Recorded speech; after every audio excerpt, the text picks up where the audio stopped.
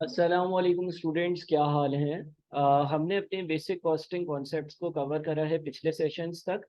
और अब हम लोग जो टॉपिक स्टार्ट कर रहे हैं वो है cost volume profit analysis.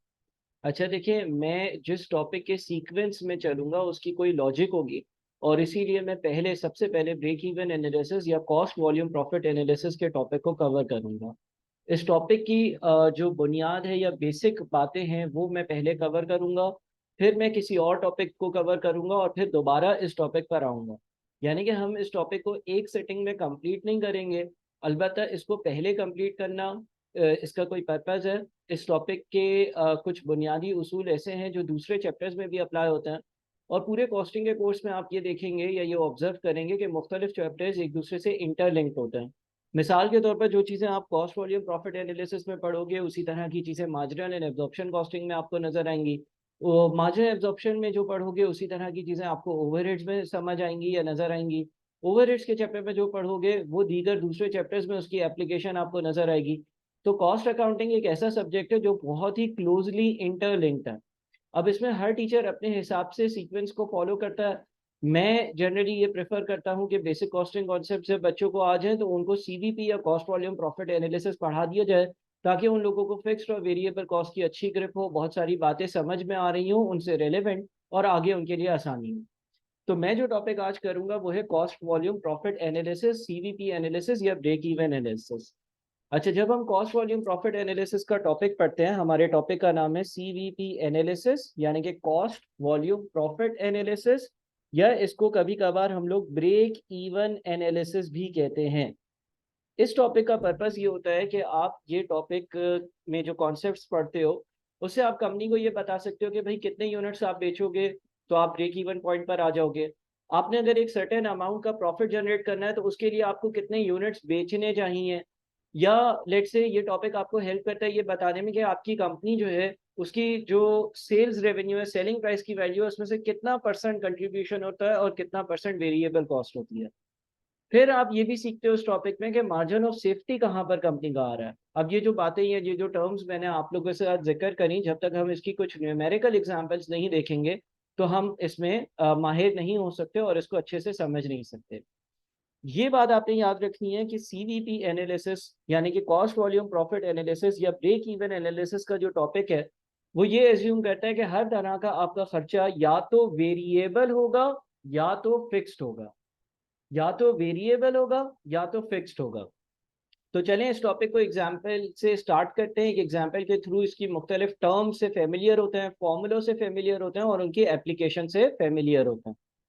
Assume कर लें कि एक कंपनी है और उसके एक यूनिट की जो सेलिंग प्राइस है ना वो है 45, और वेरिएबल कॉस्ट पर यूनिट जो है ना वो है लेट से 25। और इस कंपनी की जो फिक्स कॉस्ट है वो है लेट से 120। और इस कंपनी की जो एक्चुअल प्रोडक्शन और सेल्स है, इस कंपनी की जो एक्चुअल प्रोडक्शन और सेल्स है यानी कि जितने यूनिट्स इसने प्रोड्यूस करे, प्रोडक्शन मतलब जितने यूनिट्स इसने प्रोड्यूस करे, और जो एक्चुअल सेल्स है और जितने यूनिट्स इसने बेचे। इनिशियली हम एग्जांपल्स में एज्यूम करेंगे कि एक्चुअल प्रोडक्शन और एक्चुअल सेल्स के यूनिट सेम है, और लेट से हम एज्यूम कर लेते हैं कि वो हैं 20 यूनिट्स। अच्छा, एक्चुअल प्रोडक्शन का मतलब होता है कितने यूनिट्स कंपनी ने मैन्युफैक्चर करे, प्रोड्यूस करे, बनाए। और सेल्स का मतलब होता है कितने यूनिट्स बेचे। अगर कंपनी किसी भी सवाल में ज़्यादा यूनिट्स बनाए और कम यूनिट्स बेचे तो उसके पास कुछ इन्वेंट्री में चीज़ें रह जानी चाहिए, यानी कि स्टॉक बाकी रह जाना चाहिए। बहरहाल अभी हम ये एज्यूम करते हुए चल रहे हैं कि कंपनी की एक्चुअल प्रोडक्शन और एक्चुअल सेल्स के यूनिट सेम है और वो दोनों 20 यूनिट्स हैं। अब लेट से हम कंपनी का 20 यूनिट्स के हिसाब से प्रॉफिट एंड लॉस अकाउंट बनाते हैं, यानी कि कंपनी का प्रॉफिट कैलकुलेट करते हैं उसी तरह से जिस तरह से हमने अपने बेसिक कॉस्टिंग कॉन्सेप्ट्स में इसको पढ़ा था। तो हम करते ये हैं कि कंपनी का सबसे पहले 20 यूनिट्स का सेल्स रेवेन्यू कैलकुलेट करते हैं। अगर कंपनी एक यूनिट 45 का बेचती है तो 20 यूनिट्स इसने टोटल बेचे होंगे कितने रुपए में, 900 रुपए में। इसमें से हम माइनस कर देते हैं कंपनी की वेरिएबल कॉस्ट की वैल्यू, कंपनी के वेरिएबल कॉस्ट की वैल्यू को माइनस कर देते हैं। अगर एक यूनिट की वेरिएबल कॉस्ट 25 है तो 20 यूनिट्स की टोटल जो वेरिएबल कॉस्ट होगी वो 500 होगी जो कंपनी पे कर रही है। सेल्स रेवेन्यू में से वेरिएबल कॉस्ट को माइनस करते हैं तो जो अमाउंट बच जाता है, हमें मालूम है कि हमने इसका नाम कंट्रीब्यूशन रखा था, इसको हम कंट्रीब्यूशन कहते हैं। तो कंपनी का कंट्रीब्यूशन है 400 रुपये। और फिर कंपनी की जो फिक्स कॉस्ट है, जो कंपनी की फिक्स कॉस्ट है, वो फिक्स कॉस्ट है 120 रुपये। यानी कि ये वो अमाउंट है जो कंपनी ने हर लिहाज से पे करना है, चाहे यूनिट्स बने ना बने, 10 यूनिट्स बने, 20 यूनिट्स बने या 50 यूनिट्स बने। तो इस हिसाब से कंपनी का जो प्रॉफिट है, इस हिसाब से कंपनी का जो प्रॉफिट है वो फिल वक्त 400 माइनस 120, यानी कि ये तकरीबन तकरीबन आ जाता है 280। 280 कंपनी का करंट प्रॉफिट है। कंपनी करंटली जो है वो 280 रुपए का प्रॉफिट कमा रही है। सेल्स रेवेन्यू में से सारी वेरिएबल कॉस्ट माइनस करी, कंट्रीब्यूशन बच गया, कंट्रीब्यूशन में से सारी फिक्स कॉस्ट माइनस करी, फिक्स कॉस्ट माइनस करके जो अमाउंट बच गया उसको हम प्रॉफिट कहते हैं। अच्छा जी, अब लेट से अगर मैं आपसे ये पूछ लूं कि कंपनी का ब्रेक इवन पॉइंट जो है वो कितने यूनिट्स पर है, यानी कि कंपनी कितने यूनिट्स बेचेगी जिसपे कंपनी को ना प्रॉफिट होगा ना लॉस होगा, तो आप ये कहोगे कि सर ब्रेक इवन पॉइंट का फॉर्मूला जो हमने अपने बेसिक लेक्चर्स में पढ़ा है वो ये पढ़ा है कि आप break even point in units अगर मालूम करना चाहते हो तो उसके लिए आप अपनी फिक्स कॉस्ट की अमाउंट को, जितनी भी कंपनी की फिक्स कॉस्ट है, उस फिक्स कॉस्ट की अमाउंट को डिवाइड कर दोगे कंट्रीब्यूशन पर यूनिट से, कंट्रीब्यूशन पर यूनिट से। तो सर इस सवाल में कंपनी की जो फिक्स कॉस्ट है वो 120 है। और sir contribution per unit calculate करने के लिए हमने ये सीखा हुआ है कि कंट्रीब्यूशन पर यूनिट कैलकुलेट करने का एक जो पॉसिबल फॉर्मूला है वो ये है कि आप सेलिंग प्राइस में से अपनी वेरिएबल कॉस्ट पर यूनिट को माइनस कर दें। तो अगर मैं कंट्रीब्यूशन पर यूनिट कैलकुलेट करता हूँ, यानी कि मैं अपनी कंपनी की सेलिंग प्राइस में से वेरिएबल कॉस्ट पर यूनिट को माइनस करता हूँ, तो ये बच जाता है 20। और अगर ये 20 बच जाता है तो मेरे पास break even point in units होगा 120 डिवाइडेड बाई 20, यानी कि 6 यूनिट्स। इन 6 यूनिट्स का ये मतलब होगा कि कंपनी अगर 6 यूनिट्स बनाकर बेचती, कंपनी अगर 6 यूनिट्स बनाकर बेचती तो वो ब्रेक इवन पॉइंट पर होती, उसको ना प्रॉफिट होता ना लॉस होता, या उसका प्रॉफिट या लॉस जो है वो 0 रुपीज होता। एक और कॉन्सेप्ट यहाँ पर है break even point in rupees का या break even point in currency का। अच्छा, उसके भी दो फॉर्मूले हैं और एक पॉसिबल जो फॉर्मूला है वो है कि आप break even point in units को, आपके जो break even point in units हैं, आपके जो break even point in units हैं, इसको आप मल्टीप्लाई कर दें सेलिंग प्राइस से। Break even point in units कितने, 6, और सेलिंग प्राइस कितनी है, 45। तो अगर मैं 6 को मल्टीप्लाई कर देता हूँ 45 से, 45 इंटू 6 ये बन जाता है 270। सर ये आपको क्या बताता है, ये 270 आपको ये बताता है कि जब कंपनी ब्रेक इवन पॉइंट पर होगी, जब कंपनी ब्रेक इवन पॉइंट पर होगी, यानी कि कंपनी जब 6 यूनिट्स बना रही होगी तो उसका सेल्स रेवेन्यू कितना होगा। ठीक है जी, तो ये कंपनी का ब्रेक इवन पॉइंट है। अब जरा हम ये भी देख लेते हैं कि क्या हमारी कैलकुलेशंस दुरुस्त है या नहीं। तो हम करते ही हैं कि हम 6 यूनिट्स का जो है ना वो सेल्स रेवेन्यू ढूंढते हैं। 45 इंटू 6, 6 यूनिट्स का जो सेल्स रेवेन्यू होगा वो 270 होगा। इसमें से हम माइनस कर देते हैं 6 यूनिट्स की वेरिएबल कॉस्ट। एक यूनिट की 25 है, एक यूनिट की 25 है, तो 6 यूनिट्स की कितनी हो जाएगी, 25 इंटू 6 यानी कि 150 रुपये हो जाएगी। अगर मैं माइनस कर देता हूँ सेल्स रेवेन्यू 270 में से वेरिएबल कॉस्ट 150 रुपये, तो जो अमाउंट बच जाता है, तो जो अमाउंट बच जाता है, इस अमाउंट को हम सर कंट्रीब्यूशन कहते थे और वो 120 रुपये यहाँ पर बचता है। और मेरी जो फिक्स कॉस्ट है, मेरी जो फिक्स कॉस्ट है, मेरी जो फिक्स कॉस्ट है वो भी सवाल की इंफॉर्मेशन के हिसाब से 120 है। लिहाजा कंपनी को ना प्रॉफिट हो रहा है ना लॉस हो रहा है, यानी कि सर ब्रेक इवन पॉइंट बिल्कुल सही कैलकुलेट किया गया है। और ब्रेक इवन पॉइंट जो है वो 6 यूनिट्स ही है, या ब्रेक इवन पॉइंट पर सेल्स रेवेन्यू की वैल्यू जो है वो 270 ही है। यानी कि सर आपने जो दो चीज़ें कैलकुलेट करी और दो फॉर्मूले हमें बताए वो बिल्कुल सही से अप्लाई भी हो रहे हैं, हमने उसकी एप्लीकेशन भी देख ली और उन फॉर्मूलों को भी हम समझ गए कि ये दोनों फॉर्मूले जो हैं वो हमारे पास अप्लाई होते हैं तो क्या रिजल्ट सही आते हैं या नहीं। अब यहाँ पर एक और बात आती है हमारे सामने, और वो ये आती है कि देखिए कंपनी अभी एक्चुअली कितने यूनिट्स बेच रही है। कंपनी अभी एक्चुअली 20 यूनिट्स बेच रही है। देखिए जरा इस चीज पर गौर करें, ये 20 क्या है, ये आपकी एक्चुअल प्रोडक्शन है। एक्चुअल प्रोडक्शन का मतलब है कि वाकई हकीकतन अभी मैं कितनी चीजें बेच रहा हूँ, 20 चीजें बेच रहा हूँ। और ये जो 6 यूनिट्स है ये ब्रेक इवन पॉइंट के यूनिट्स है, यानी कि अगर मेरी कंपनी के हालात बुरे हो गए, अगर मैंने 20 यूनिट्स अभी बेच रहा हूँ, अगर मैं 19, 18, 17, 16, 15, 14 मेरे हालात बुरे हो गए कंपनी के, और अगर मैं 6 यूनिट्स बेचने में कामयाब हुआ तो मैं ब्रेक इवन पॉइंट पर हूँ। 7 यूनिट्स पर प्रॉफिट होगा, 8 यूनिट्स पर प्रॉफिट होगा, 5 यूनिट्स पर लॉस होगा, 4 यूनिट्स पर लॉस होगा, 6 यूनिट्स मेरा ब्रेक इवन पॉइंट है। मेरी अभी की परफॉर्मेंस बहुत बेहतरीन है। मैं अभी एक्चुअली 20 यूनिट्स बेच रहा हूं, लेकिन अलबत्ता अगर मेरी कंपनी के हालात बुरे हो गए और 20 के बजाय 19 यूनिट्स बेचूंगा तो भी मैं प्रॉफिट्स में ही हूँगा। 20 के बजाय अगर अगले साल अल्लाह ना करे 18 यूनिट्स बेच रहा हूँ तो भी मैं प्रॉफिट में हूँगा। 20 के बजाय अल्लाह ना करे अगले साल मैं 15 यूनिट्स बेच रहा हूँ तो भी मैं प्रॉफिट में हूँगा। खतरा कहाँ है? खतरा तब है जब मेरी करंट प्रोडक्शन जो है वो 20 यूनिट से 5 यूनिट्स पर चली जाए तो मैं लॉसेस में आ जाऊंगा। बात समझ रहे हो? देखिए, कंपनी जब 0 units, 1 unit, 2 unit, 3 unit, 4 unit, 5 unit बेचेगी तो कंपनी जो है वो लॉसेस में होगी, क्योंकि ये ब्रेक इवन पॉइंट से कम है। 6 यूनिट्स पर कंपनी को ब्रेक इवन अचीव हो रहा है, यानी कि यहाँ पर कंपनी उस हालात में आ जाती है जब अपनी फिक्स कॉस्ट सारी कवर कर लेती है और नो प्रॉफिट नो लॉस वाले सिचुएशन में होती है। बहरहाल अगर company 7 units, 8 units, 9 units, 10 units, 11 units या 20 यूनिट्स तक जो करंट उसकी प्रोडक्शन है ये बेचेगी तो कंपनी प्रॉफिट्स में। तो हम ये एक एहतियाती बात कैलकुलेट करते हैं और हम ये देखते हैं कि भाई अभी की मेरी जो पोजीशन है वो ब्रेक इवन पॉइंट से कितनी आगे है, और इसको हम कहते हैं मार्जिन ऑफ सेफ्टी। अच्छा जी, मार्जिन ऑफ सेफ्टी कैसे कैलकुलेट होता है? अगेन मार्जिन ऑफ सेफ्टी के मल्टीपल फॉर्मूले हैं जो कि वक्त के साथ साथ आएंगे, लेकिन मार्जिन ऑफ सेफ्टी का एक फॉर्मूला है actual units. Margin of safety का एक फॉर्मूला है actual units minus break even point units. ठीक है जी, minus break even point units. इसका क्या मतलब है? एक्चुअल यूनिट्स, कंपनी अभी कितने यूनिट्स बेच रही है? 20। कंपनी ब्रेक इवन पॉइंट पर होती तो कितने यूनिट्स बेचती? 6। यानी कि कंपनी ब्रेक इवन पॉइंट से कितने यूनिट्स आगे है? कंपनी ब्रेक इवन पॉइंट से कितने यूनिट्स आगे है? कंपनी ब्रेक इवन पॉइंट से 14 यूनिट्स आगे है। तो इसलिए कंपनी को इतना ज्यादा खतरा नहीं है। अगर कंपनी की करंट प्रोडक्शन कम भी हो जाती है तो 14 यूनिट्स से ज्यादा कम हो गई, यानी कि 20 जो है वो 10 से कम हुआ तो 10 पे ही जाएगा, 20 अगर 5 से कम हुआ तो 15 पर जाएगा, 20 अगर 14 से कम हुआ तो 6 पर आएगा, 20 अगर 15 से कम हो गया और 5 पर चला गया फिर जाकर कंपनी लॉसेस में जाएगी, तब तक कंपनी को लॉसेस नहीं होंगे।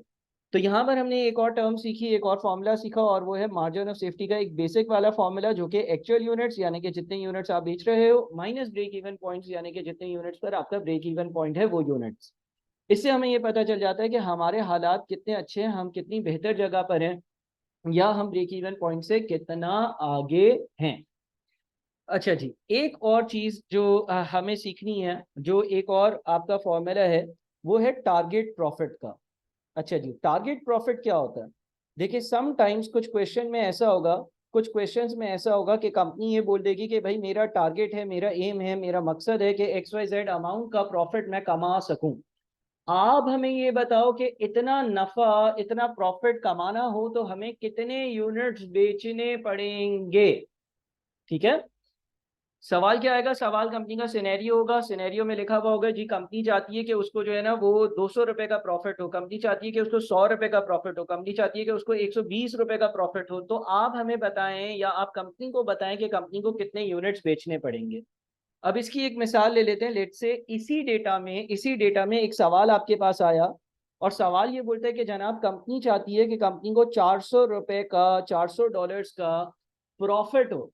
आप कंपनी को ये बताएं कि 400 रुपए का या $400 का प्रॉफिट कमाने के लिए कंपनी को कितने यूनिट्स बेचने पड़ेंगे, कितने यूनिट्स सेल करने पड़ेंगे। अच्छा, अब अगर लॉजिकली सोचा जाए ना तो लॉजिकली बात यह है कि 6 यूनिट्स पर कंपनी ब्रेक इवन पॉइंट पर थी। ब्रेक इवन पॉइंट का मतलब है कि कंपनी को ना प्रॉफिट हो रहा था ना लॉस हो रहा था। कंपनी जब 20 यूनिट्स बेच रही थी तो 280 रुपए के प्रॉफिट पर थी। इसका मतलब ये हो गया कि अगर मुझे 400 रुपए का प्रॉफिट चाहिए तो मुझे 20 से भी ज्यादा यूनिट्स बेचने होंगे, यानी कि मेरा जो आंसर आना चाहिए वो 20 से ज्यादा आना चाहिए। मेरा जो आंसर आना चाहिए वो 20 से ज्यादा आना चाहिए। ठीक बात है ना? क्योंकि 20 यूनिट जब मैं बेचता हूं तो मैं 280 का मुनाफा कमाता हूं, मुझे तो 400 का मुनाफा चाहिए। अब पहले इसको कैलकुलेट करते हैं और फिर इसको एक लॉजिक के जरिए भी जो है वो समझेंगे। देखें, अगर मुझे 400 रुपए का टारगेट प्रॉफिट चाहिए तो एक फॉर्मूला आप लोगों को और इंट्रोड्यूस करवाता हूं, वो है यूनिट्स फॉर टारगेट प्रॉफिट का formula. Units for target profit का फॉर्मूला, और यूनिट्स फॉर टारगेट प्रॉफिट का जो फॉर्मूला है वो है fixed cost plus target profit divided by contribution per unit. Fixed cost plus target profit divided by contribution per unit. Fixed cost plus target profit divided by contribution per unit. तो हमारे पास हमारे इस सवाल में हमारी फिक्स कॉस्ट है 120 रुपए, हमारा जो टारगेट प्रॉफिट है वो 400 रुपए है। हमारा जो टारगेट प्रॉफिट है वो 400 रुपए है। टारगेट प्रॉफिट 400 रुपए होने का मतलब ये है कि अगर मैं 400 रुपए का प्रॉफिट कमाऊंगा, अगर मैं चाहता हूं तो मैं यहाँ पर टारगेट प्रॉफिट की जगह 400 लिख दूंगा, और मेरी कंट्रीब्यूशन पर यूनिट की वैल्यू जो मैंने ऊपर कैलकुलेट की है 20, वो 20 ही रहेगी। तो ये हमारे पास हो जाएगा 120 प्लस 400 यानी कि 520 डिवाइडेड बाई 20, यानी कि ये टोटल हो जाएगा 26 यूनिट्स। ये टोटल हो जाएगा 26 यूनिट्स। ठीक है जी, ये टोटल हो जाएगा 26 यूनिट्स। यानी कि फिक्स कॉस्ट है 120, टारगेट प्रॉफिट है 400, तो टोटल 520 हुआ, और उसको जब 20 से डिवाइड किया तो 26 यूनिट्स। यानी कि अगर मैं 26 यूनिट्स बनाकर बेचूंगा, अगर मैं 26 यूनिट्स बनाकर बेचूंगा, अगर मैं 26 यूनिट्स बनाकर बेचूंगा, तो मैं 400 रुपए का प्रॉफिट कमा लूंगा। पहले तो इस बात को प्रूव करता हूं और फिर इसको एक और तरीके से समझाने की कोशिश करता हूं। आपने ये वाला फॉर्मूला अपने पास नोट कर लेना है, units for target profit is equals to fix cost plus target profit divided by contribution per unit. अच्छा जी सर, पहले तो इसको प्रूव करें। देखें, सबसे पहले मैं लिखता हूँ सेल्स रेवेन्यू। अगर मैं 26 यूनिट्स बेचता हूँ, एक यूनिट बिकता है 45 का, एक यूनिट अगर 45 का बिकता है तो 26 यूनिट्स कितने के बिकेंगे? सर अगर एक यूनिट 45 का बिकता है तो 26 यूनिट्स बिक जाएंगे 45 इंटू 26, यानी कि 1170 के, 1170 के। इसके बाद इसमें से हम लेस कर देते हैं वेरिएबल कॉस्ट। इसके बाद इसमें से हम लेस कर देते हैं वेरिएबल कॉस्ट। वेरिएबल कॉस्ट कैसे आएगी? वेरिएबल कॉस्ट एक यूनिट की 25 है, एक यूनिट की 25 है, एक यूनिट की 25 है। तो टोटल जो हमारे पास, हम अगर 26 यूनिट्स बेचते हैं तो 25 इंटू 26 हमारी टोटल वेरिएबल कॉस्ट बन जाएगी 650। टोटल हमारी जो वेरिएबल कॉस्ट है ना वो बन जाएगी 650। अगर हमारी टोटल वेरिएबल कॉस्ट 650 बन जाएगी तो फिर इसको माइनस करने के बाद हमारे पास कंट्रीब्यूशन की वैल्यू आ जाएगी। कंट्रीब्यूशन की वैल्यू कितनी आएगी? 1170, 1170 माइनस 650, यानी कि 520 हमारे पास, 520 हमारे पास कंट्रीब्यूशन की वैल्यू आएगी। इस कंट्रीब्यूशन की वैल्यू के बाद, इस कंट्रीब्यूशन की वैल्यू के बाद हम इसमें से माइनस करेंगे फिक्स कॉस्ट। फिक्स कॉस्ट हमारी 120 रुपए है। अगर मैं 120 की फिक्स कॉस्ट माइनस करता हूं तो देखें आप, आपके पास जो प्रॉफिट आ रहा है वो कितना आ रहा है? सर बिल्कुल 400 आ रहा है, यानी कि ये फॉर्मूला बिल्कुल सही अप्लाई हुआ है, और ये इस फॉर्मूले से बिल्कुल सही आंसर आ रहा है, और यही आंसर आना चाहिए था। और हम यही मालूम करना चाह रहे थे कि आखिर अगर मुझे 400 रुपए का प्रॉफिट चाहिए हो तो मुझे कितने यूनिट्स बेचने पड़ेंगे। और बिल्कुल सही यहाँ पे प्रूव हुआ कि मैं अगर 26 यूनिट्स बेचूंगा तो 26 यूनिट्स बेचकर मैं 400 रुपए का प्रॉफिट कमा सकता हूँ। ये बिल्कुल जबरदस्त काम हो गया और बिल्कुल सही काम हो गया। अच्छा जी, तो एक तो ये फॉर्मूला अप्रोच थी, फॉर्मूले से आपने समझ लिया कि भाई टारगेट प्रॉफिट जो है वो किस तरह से कैलकुलेट करते हैं। लेकिन सर इसको थोड़ा सा आप जो है वो किसी और अंदाज में भी एक्सप्लेन करें कि किस तरह से हमारे पास ये टारगेट प्रॉफिट अचीव है। देखो जी, आपके पास एक यूनिट से आने वाली कंट्रीब्यूशन कितनी है? जरा गौर से सुनना। आपके पास एक यूनिट से आने वाली कंट्रीब्यूशन है 20 रुपए। आपके पास एक यूनिट से आने वाली कंट्रीब्यूशन है 20 रुपए। यानी कि आप सेल्स रेवेन्यू में से वेरिएबल कॉस्ट या सेलिंग प्राइस में से जब वेरिएबल कॉस्ट माइनस कर देते हो तो आपके पास जो है ना वो 20 रुपए बच जाते हैं। उन 20 रुपए से आपने पहले अपनी फिक्स कॉस्ट पूरी करनी होती है या पे करनी होती है, और फिर कुछ भी बच जाए, फिर अगर कुछ भी बच जाए तो वो आपके प्रॉफिट में ऐड होना चाहिए। देखें, होता क्या है कि जब आपने 20 यूनिट्स बेचे, अब जरा गौर से बात सुनना, जब हमने 20 यूनिट्स बेचे तो हमारी कंट्रीब्यूशन कितनी थी? 400 रुपए। 400 रुपए में से फिक्स कॉस्ट 120 निकल गई, 400 रुपए में से 120 की फिक्स कॉस्ट निकल गई, तो बाकी जो बच गया वो क्या था? प्रॉफिट था, जो कि 280 रुपए। या नीचे वाली एग्जाम्पल पर आओ, कंट्रीब्यूशन कितनी थी? 6 यूनिट्स पर 120 रुपए। 120 रुपए की जब इसमें से फिक्स कॉस्ट माइनस हो गई तो आपके पास क्या बच गया? कुछ भी नहीं बचा। यानी कि कंट्रीब्यूशन में से पहले फिक्स कॉस्ट हट जाती है, और जितना भी बच जाता है, जितना भी बच जाता है, जितना भी रिमेनिंग होता है, पेंडिंग होता है, जितना भी बचा हुआ अमाउंट होता है, वो सारा का सारा आपके प्रॉफिट को बढ़ाता रहता है।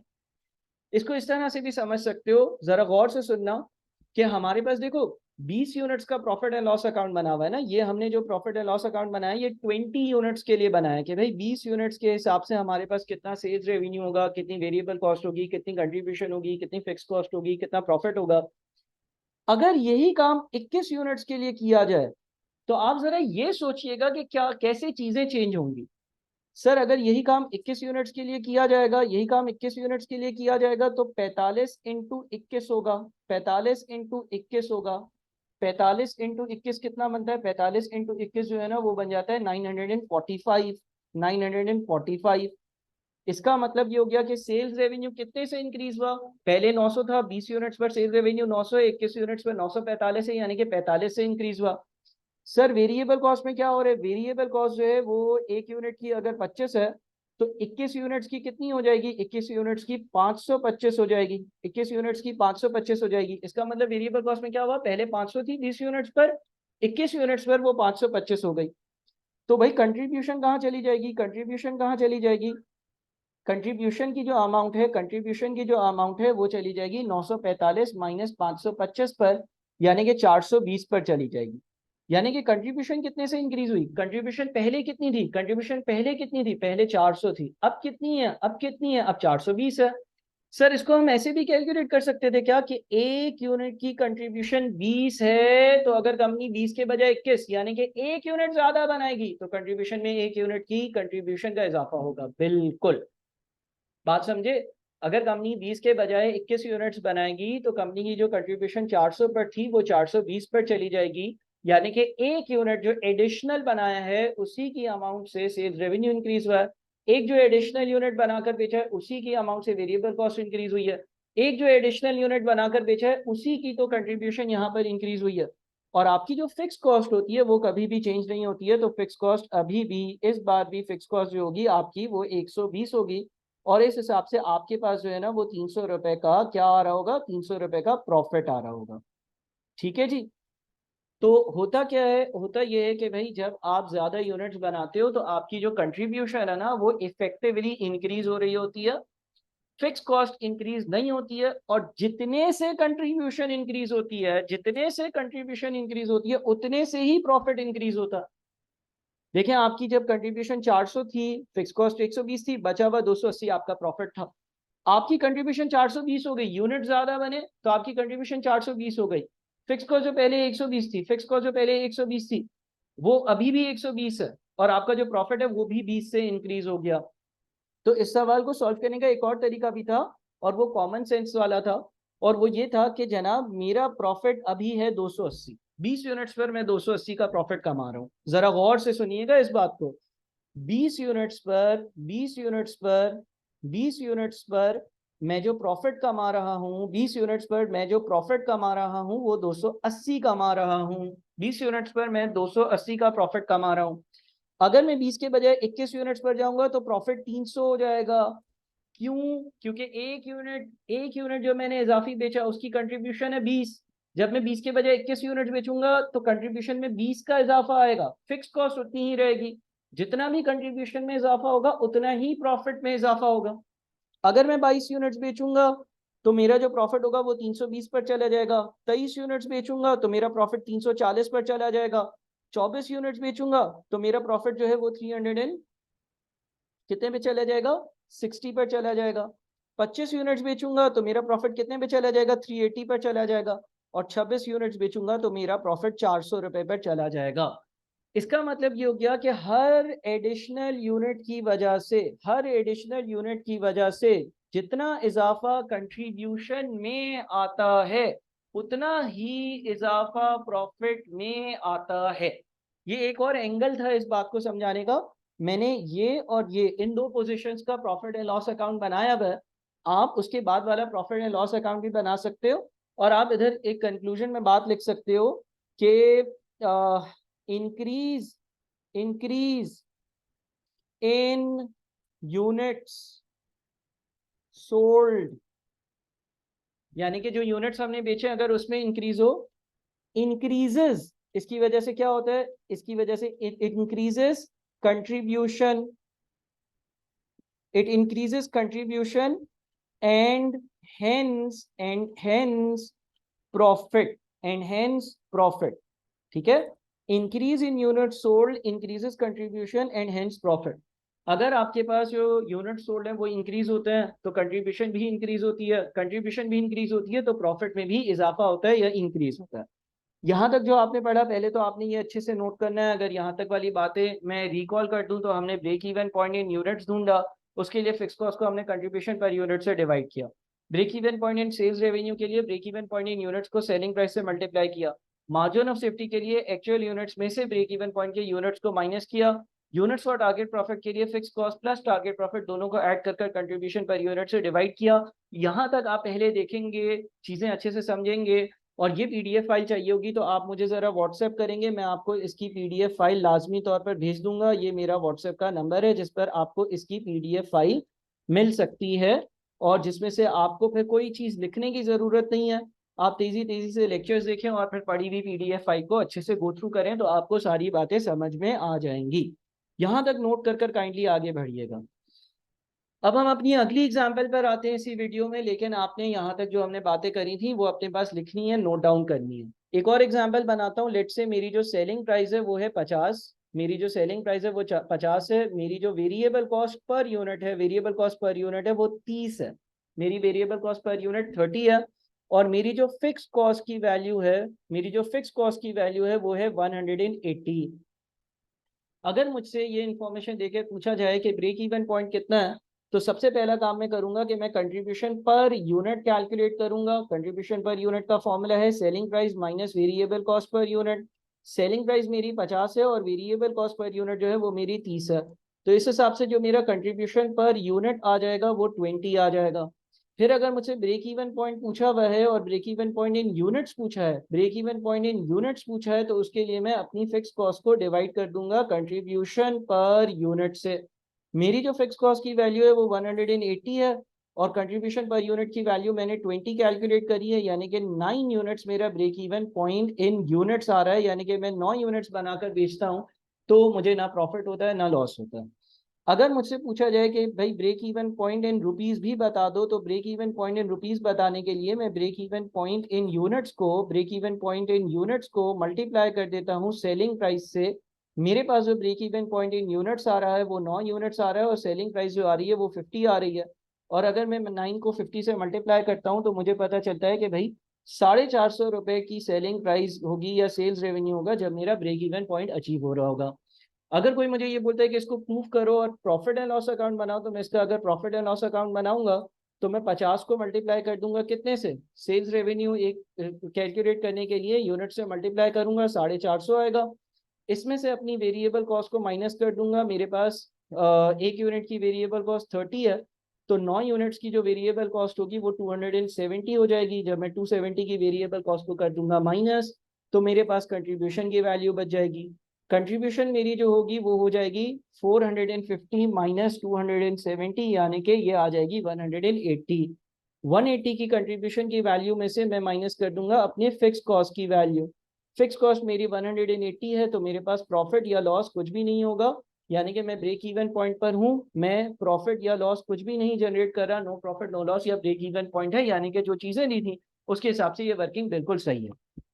अब हम एक और चीज पर आते हैं और वो कहलाता है हमारा contribution to sales ratio. Contribution contribution contribution to sales ratio, contribution to sales ratio, ठीक है। Contribution to sales ratio calculate करना सीखते हैं, contribution to sales ratio calculate करना सीखते हैं। और दूसरी चीज होती है variable cost, variable cost to sales ratio, variable cost to sales ratio. पहले इसको हम कर लेते हैं कैलकुलेट और फिर इसकी मजीद इम्प्लीकेशंस देख लेंगे। कंट्रीब्यूशन टू सेल्स रेशो और variable cost to sales ratio, ये दो रेशोज अब हम डिस्कस करेंगे। सबसे पहले कंट्रीब्यूशन टू सेल्स रेशो को डिस्कस करते हैं। Contribution to sales ratio calculate करने के दो मेथड्स हैं।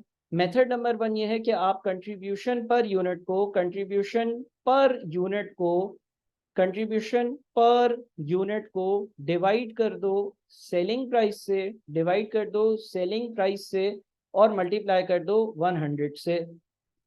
दूसरा मेथड ये है कि आप टोटल कंट्रीब्यूशन को, दूसरा मेथड ये है कि आप टोटल कंट्रीब्यूशन को, दूसरा मेथड ये है कि आप टोटल कंट्रीब्यूशन को डिवाइड कर दो सेल्स रेवेन्यू से।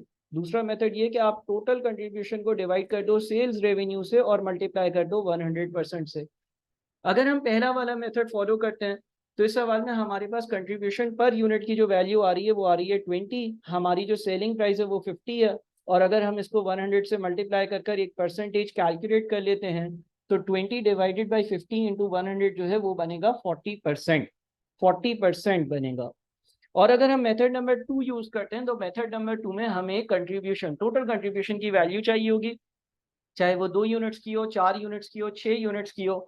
यहाँ पर हमने प्रॉफिट एंड लॉस अकाउंट बनाया हुआ है 9 यूनिट्स का। 9 यूनिट्स पर मेरी जो कंट्रीब्यूशन है वो कितनी है, 180। सर इसको किससे डिवाइड करेंगे, सेल्स रेवेन्यू से। लेकिन अगर ऊपर 9 यूनिट्स का कंट्रीब्यूशन है तो नीचे 9 ही यूनिट्स का सेल्स रेवेन्यू होगा। ऐसा नहीं ऊपर 9 यूनिट्स का कंट्रीब्यूशन है नीचे 4 यूनिट्स का सेल्स रेवेन्यू, नहीं, लाइक को लाइक से मैच करना है। तो अगर आपने ऊपर 180 लिखा है यानी कि 9 यूनिट्स की कंट्रीब्यूशन की वैल्यू मेंशन करिए, तो नीचे आप 9 यूनिट्स का सेल्स रेवेन्यू यानी कि 450 लिखोगे। और जब आप 180 को 450 से डिवाइड करोगे तो 180 डिवाइडेड बाई 450 इंटू 100 ये आपके पास आ रहा होगा अगेन 40%। ठीक है, तो आपके पास contribution to sales ratio calculate करने के दो तरीके, contribution per unit divided by selling price, या फिर contribution total divided by sales revenue total. ये कहाँ अप्लाई होगा, कैसे अप्लाई होगा और इसका मतलब क्या है, ये एक सेपरेट बहस है। पहले हम इसको कैलकुलेट कर लेते हैं और इसके फॉर्मूले देख लेते हैं। इसी तरह से variable cost to sales ratio, variable cost to sales ratio का एक फॉर्मूला आपके पास होगा variable cost per unit, variable cost per unit, variable cost per unit, variable cost per unit divided by selling price multiplied by 100%। और दूसरा आपके पास जो formula होगा वो होगा टोटल वेरिएबल कॉस्ट, दूसरा जो आपके पास फॉर्मूला होगा वो होगा total variable cost divided by total sales revenue multiplied by 100%। अब अगर हम पहले वाले तरीके से इसको यूज करते हैं तो वेरिएबल कॉस्ट पर यूनिट हमारे एग्जांपल के हिसाब से एक यूनिट की जो वेरिएबल कॉस्ट है वो 30 है, सेलिंग प्राइस है वो 50 है, मल्टीप्लाइड बाय 100 अगर करेंगे हम तो ये हमारा 60% बनेगा। और अगर हम टोटल पर चलेंगे तो 9 यूनिट्स की टोटल वेरिएबल कॉस्ट 270 टीवी है और सेल्स रेवेन्यू जो है ना वो 450 दिया हुआ है, और अगर हम इसको 100% से मल्टीप्लाई करेंगे तो ये 60% ही बनेगा। अब सर इसका क्या मतलब होता है ये बताएं। देखिए हमारी एग्जाम्पल में सेलिंग प्राइस कितनी थी, सर सेलिंग प्राइस थी 50। सेलिंग प्राइस जो 50 थी ना उसमें से कुछ हिस्सा वेरिएबल कॉस्ट पर यूनिट था जो कि 30 था, और कुछ हिस्सा कंट्रीब्यूशन पर यूनिट था जो कि 20 था। या हमने जब ये प्रॉफिट एंड लॉस अकाउंट बनाया ब्रेक इवन की पोजीशन पर तो हमारा जो टोटल सेल्स रेवेन्यू था वो 450 था। टोटल सेल्स रेवेन्यू में से हमने वेरिएबल कॉस्ट माइनस करी थी, हमारी जो वेरिएबल कॉस्ट थी वो 270 रुपए थी। और वेरिएबल कॉस्ट के अलावा जो बच गया था अमाउंट वो कंट्रीब्यूशन था, और कंट्रीब्यूशन का अमाउंट जो था वो 180 था। आपको कंट्रीब्यूशन टू सेल्स रेशियो या variable cost to sales ratio ये बताता है कि सेल्स रेवेन्यू या सेलिंग प्राइस का कितना फीसद अमाउंट कंट्रीब्यूशन है या कितना फीसद अमाउंट वेरिएबल कॉस्ट है। मिसाल के तौर पर यहाँ पर आपका कंट्रीब्यूशन टू सेल्स रेशियो जो है वो 40% आ रहा है, तो उसका ये मतलब है कि सेलिंग प्राइस का 40% कंट्रीब्यूशन पर यूनिट होती है, या सेल्स रेवेन्यू का 40% कंट्रीब्यूशन टोटल कंट्रीब्यूशन की वैल्यू होती है। या इसी तरह से आप ये कह सकते हो कि सेलिंग प्राइस का 60%, सेलिंग प्राइस का 60% आपकी वेरिएबल कॉस्ट पर यूनिट होती है, या सेल्स रेवेन्यू का 60%, सेल्स रेवेन्यू का 60% आपकी टोटल वेरिएबल कॉस्ट होती है। देखिए आप जब कोई चीज बेचोगे तो उसके खरीदने की वैल्यू या वेरिएबल कॉस्ट को माइनस कर दोगे, जितना बच जाएगा वो कंट्रीब्यूशन में ही जाएगा। अब यहाँ पर एक और पॉइंट आपको हाईलाइट जो करवाना है वो ये है कि कभी भी अगर आप सी एस रेशो और वी एस रेशो को ऐड करोगे तो 100% बनेगा। जिस तरह से यहाँ पर 40% और 60% को ऐड किया जाए तो वो 100% बनता है, इसी तरह से कभी भी आप कंट्रीब्यूशन टू सेल्स रेशो को और variable cost to sales ratio को ऐड कर दोगे तो वो 100% ही बनेगा। और इसका मकसद क्या होता है, आपको सेलिंग प्राइस अगर कंट्रीब्यूशन टू सेल्स रेशियो 40% है तो उसका मतलब है कि सेलिंग प्राइस का 40% कंट्रीब्यूशन होती है और सेलिंग प्राइस का 60% वेरिएबल कॉस्ट होती है।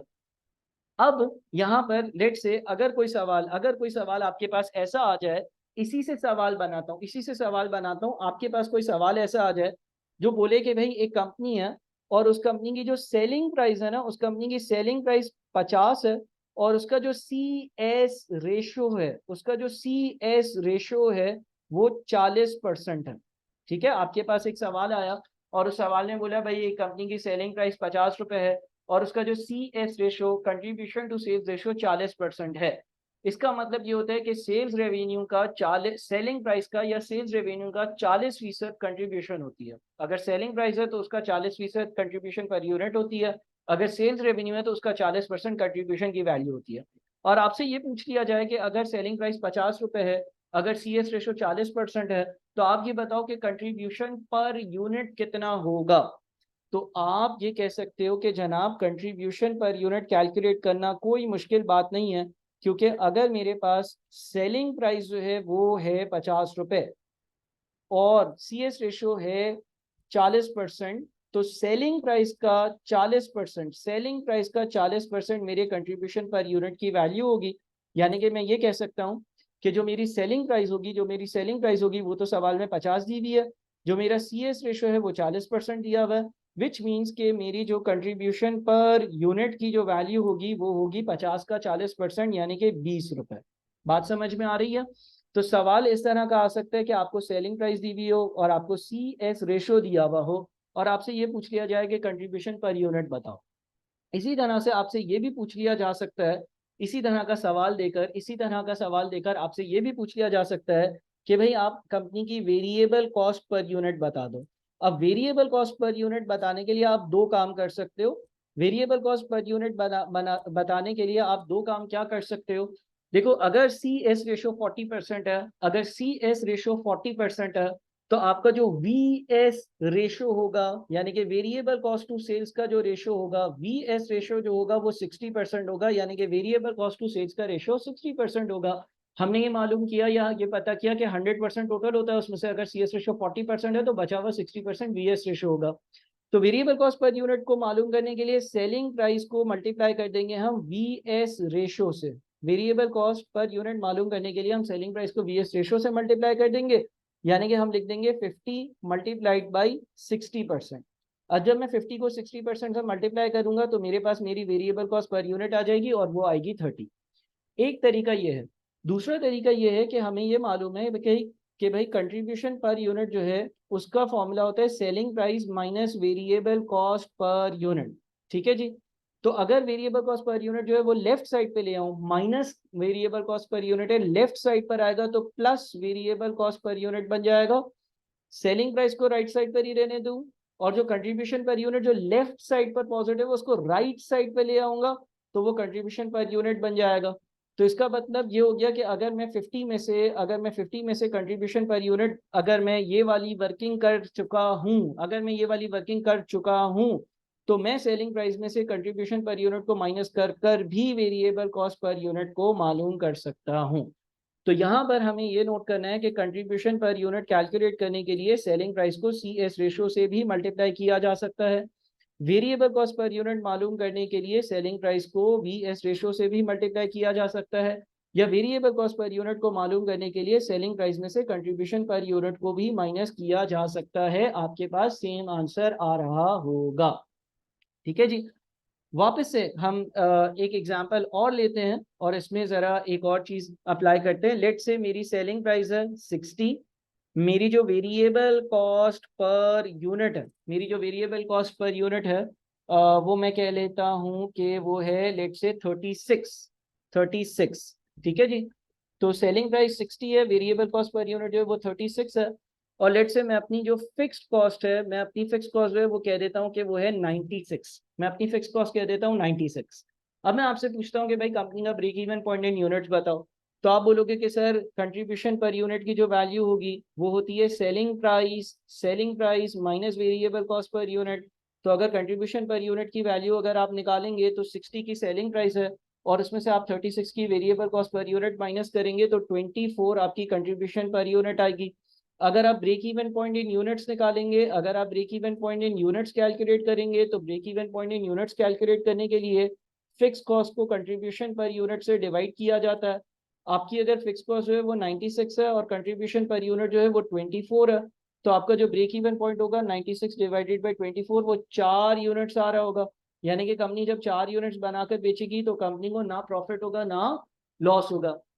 साथ में अगर मैं आपसे ये पूछ लूं कि भाई कंपनी का break even point in rupees क्या है, तो आप ये बोलोगे कि सर उसके लिए आप break even point in units को, उसके लिए आप break even point in units को मल्टीप्लाई कर दो सेलिंग प्राइस से। तो break even point in units जो है वो 4 है और सेलिंग प्राइस जो है वो 60 है। तो कंपनी का जो ब्रेक इवन पॉइंट का सेल्स रेवेन्यू होगा वो 240 रुपये हो जाएगा।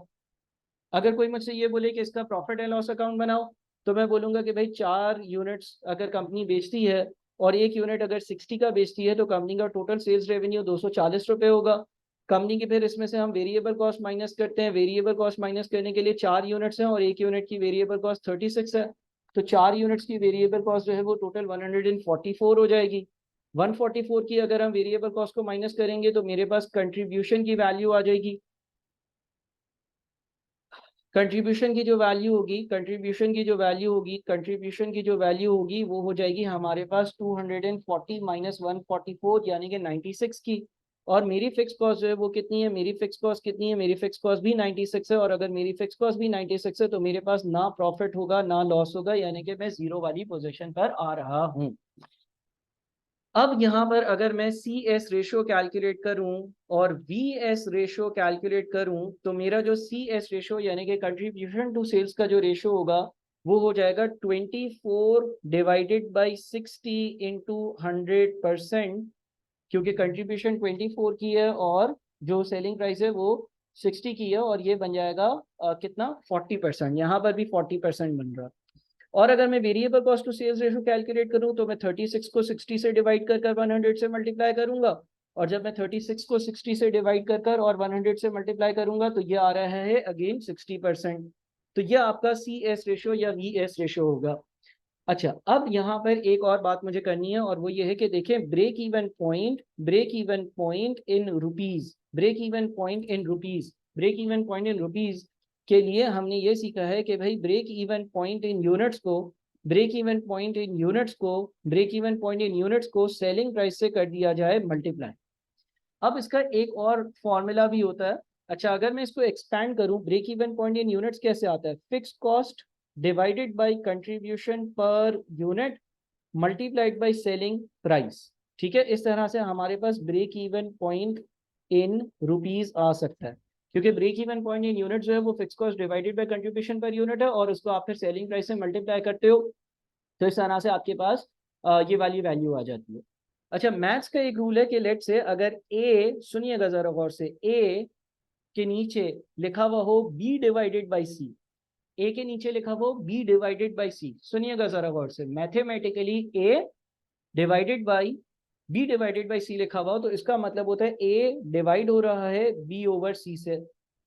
और मैथमेटिकली डिवाइड को अगर हम मल्टीप्लाई में कन्वर्ट करते हैं, मैथमेटिकली अगर हम डिवाइड को मल्टीप्लाई में कन्वर्ट करते हैं तो ये हो जाता है A multiplied by C over B. ठीक है जी, A multiplied by C over B, ये मैथ्स की प्रॉपर्टी है। मैं वापस से बताता हूँ और ये कैसे अप्लाई हो रही है अभी देखते हैं। देखें, अगर ए कोई चीज लिखी हुई हो, कोई वैल्यू लिखी हुई हो ए, उसको आपने डिवाइड करना है और नीचे डिवीजन में आपके पास है बी डिवाइडेड बाई सी। तो B divided by C, A divided by B divided by C को आप ए फिर डिवाइड का symbol B divided by C भी लिख सकते हो, और जब डिवाइड को मल्टीप्लाई में कन्वर्ट करोगे तो A multiplied by C over B भी लिख सकते हो। अब सर इसका क्या मतलब है यहाँ पर और क्यों आ रहा है ये, जरा एक और फॉर्मूला मैं इंट्रोड्यूस करता हूँ। ब्रेक इवन पॉइंट पर break even point in rupees का एक अनोखा अच्छा फॉर्मूला है, fix cost divided by C S ratio. ठीक है जी, break even point in rupees का एक और फॉर्मूला भी है और वो है फिक्स्ड कॉस्ट को आप सी एस रेशो से डिवाइड कर दो। अगर आप फिक्स कॉस्ट को सी एस रेशो से या कंट्रीब्यूशन टू सेल्स रेशो से डिवाइड करते हो तो भी आपका break even point in rupees आ जाएगा। पहले इस फॉर्मूले को टेस्ट करते हैं। मेरी फिक्स कॉस्ट इस सवाल में 96 है और मेरा जो सी एस रेशो है वो 40% है। तो क्या मैं 96 को 40% से डिवाइड करता हूं तो मेरा आंसर, अगर मेरा सी एस रेशो जो है वो सॉरी, फिक्स कॉस्ट कितनी है 96 है और सी एस रेशो 40% है, अगर मैं 96 को 40% से डिवाइड करता हूं तो भी मेरा आंसर 240 ही आ रहा है, यानी कि उतना ही आ रहा है जितना पहले फॉर्मूले से आ रहा था। तो एक फॉर्मूला हमारे पास ये हो गया, break even point is equal to fix cost divided by contribution per unit. दूसरा सिंपल सा फॉर्मूला ये हो गया कि भाई इसको अगर सेल्स रेवेन्यू में कन्वर्ट करना है कि ब्रेक इवन पॉइंट पे कितना सेल्स रेवेन्यू है, तो सेलिंग प्राइस से मल्टीप्लाई कर दो। और तीसरा नया फॉर्मूला अभी मैंने जो इंट्रोड्यूस किया है वो ये है कि फिक्स कॉस्ट को सी एस रेशो से डिवाइड कर दो। अगर आप फिक्स कॉस्ट को सी एस रेशो कैलकुलेट हुआ है और उससे डिवाइड करते हो तो भी आपके पास ब्रेक इवन पॉइंट का सेल्स रेवेन्यू आ जाएगा। सर ये जो तीसरा फॉर्मूला है इसकी क्या लॉजिक है, अब जरा सुनिएगा। जो आपके पास तीसरा फॉर्मूला है वो है fix cost divided by C S ratio, divided by C S ratio. और सी एस रेशो का क्या मतलब है, सी एस रेशो कैसे आता है, contribution per unit divided by selling price. अब आप मैथ्स की उसी प्रॉपर्टी को साथ साथ लेकर चलो अगर, तो इसको मैं ऐसे भी लिख सकता हूँ, fix cost divided by contribution per unit over selling price. और अगर मैं डिवाइड को मल्टीप्लाई में कन्वर्ट करता हूँ तो उसको मैं ऐसे भी लिख सकता हूँ, fix cost multiplied by selling price over contribution per unit. और इसको ऐसे भी लिखा जा सकता है, fix cost divided by contribution per unit multiplied by selling price. तो इफेक्टिवली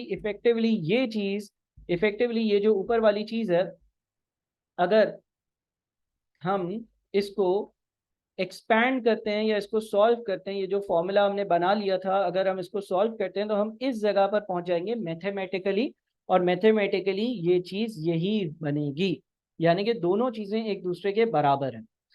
तो इस वीडियो में हमने बहुत सारी चीजें जो है वो अपने कॉस्ट वॉल्यूम प्रॉफिट एनालिसिस के चैप्टर के बारे में डिस्कस करी। इंशाल्लाह अगले लेसन में मजीद इसी चैप्टर को कंटिन्यू करेंगे। आपने अगले आगे बढ़ने से पहले जो है इधर तक की चीज़ों को अपना कंफर्म पक्का करना है और फिर आपने आगे बढ़ना है। मेरी कोशिश ये होगी कि कम से कम टाइम में मैं सीवीपी एनालिसिस के सारे कॉन्सेप्ट्स आपके साथ डिस्कस कर लूँ। उम्मीद है कि आप लोगों को बहुत सारी चीज़ें सीखने को मिली होंगी। ये पीडीएफ अगर आपको चाहिए तो आप बिल्कुल मुझे कॉन्टेक्ट कर सकते हैं। Thank you so much.